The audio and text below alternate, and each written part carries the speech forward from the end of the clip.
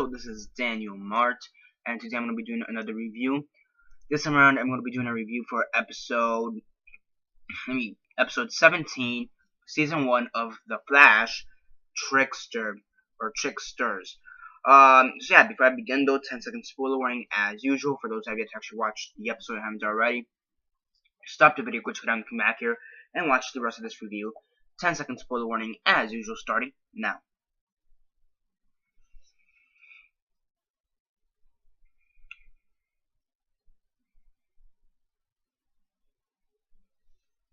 Okay, so 10 seconds are up. So for those of you to actually watch the episode and haven't already, please don't comment down below or be messaging me. Then I will give you fair warnings as usual. I did. So yeah, as usual, quick synopsis, likes and dislikes, and then the rates.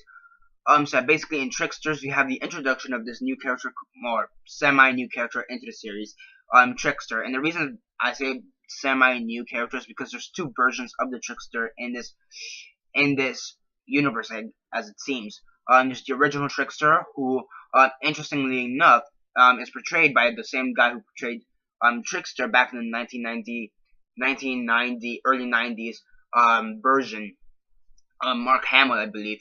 Yeah, basically the older Trickster here, portrayed by Mark Hamill, he also portrayed the Trickster all the way back then, in the 1990s Flash TV series, which also stars John Wesley Snipes, who in this case, in this show, he's Barry Allen's father. So I found that pretty interesting. So now you have this new Trickster, and basically everything's not what it seems, as we all know. This new Trickster, he's terrorizing, and he's just making it hard for the Flash to be the Flash. Basically, he's just terrorizing random people and whatnot. At the end of the episode, you find out that the old Trickster and the new Trickster, they are a father-son type of situation, and both the father manages to escape prison with Barry Allen's father, and it sets up one of the best reveals ever. After Barry Allen, Flash, manages to beat both Tricksters, he reveals to his dad that he is the Flash. And John Wesley Snipes, who's Barry Allen's father in this show, he's very grateful. First off, he can't believe it, and then he can't believe it that his son is a Flash, and then he's very proud. And then he meets up with Harrison Wells, Cisco, and Caitlin, and he's very thankful for them and how Barry has become the Flash and how he's been able to grow as a Flash. Also, in this episode, we see Barry Allen finally phase through walls, or basically be able to phase or go through stuff. Basically, the logic behind it is that the particles, if he moves fast enough, he's able to actually go through something. We also do get an introduction to Eobard Thong / Harrison Wells, or how he became Harrison Wells, which I found to be really interesting. Basically, Eobard Thong, he's the Reverse Flash, as we all knew, but he basically ran out of the Speed Force, basically energy. He ran out of the Speed Force energy, and he was stuck in present time back then, or past present time back then, when Barry Allen was like 5 years old. We don't know what happened to the Flash of that time. The normal Flash, who was battling Reverse Flash at that time. We don't know what happened to him. Barry Allen, we don't know if he died or not. What happened to him, we don't know. We do know that since Eobard Thong, he says he's from the 23rd or 24th century or 25th century. I don't remember anymore. So he does know, who Harrison Wells is, who his wife is, and whatnot. So he manages to basically take Harrison Wells' life. We do see a little bit of a few glimpses of Harrison Wells right before he was taken over by Eobard Thong, which I found to be really interesting. Overall, I thought it was really interesting. I really did like the development with Eobard Thong / Harrison Wells. I thought that to be really, really interesting in my opinion. The stuff with the Trickster I thought was pretty good, but kind of took a backseat to the stuff with Eobard Thong and Harrison Wells. I think the Harrison Wells story arc in this episode, despite it being very limited in my opinion, it was still very interesting in my opinion, more interesting than the main plot. Now that's not to say that the main plot, which is with the Trickster, that's not to say that it sucked or that was just bad.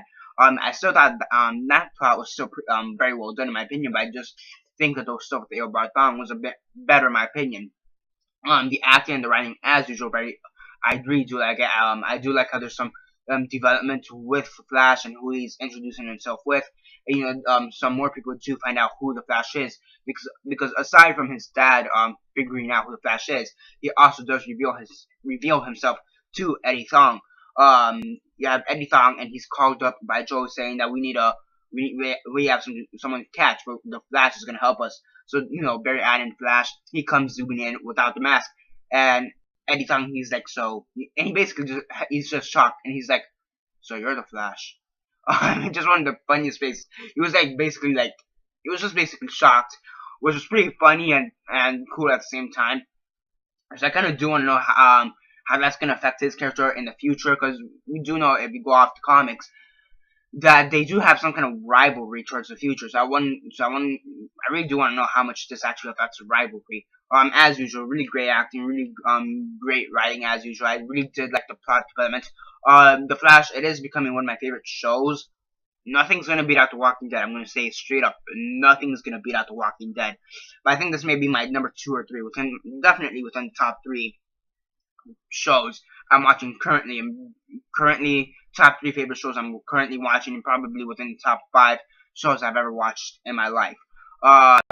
Yeah, because the 1980s Ninja Turtles will have to be included into that for sure. I don't know, but that's a whole other situation. That's for another discussion topic list. I don't know, for the summer. So overall, pretty great episode in my opinion. I really did love it.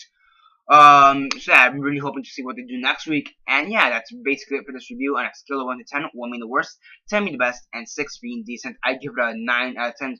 As usual, fantastic. The Flash is.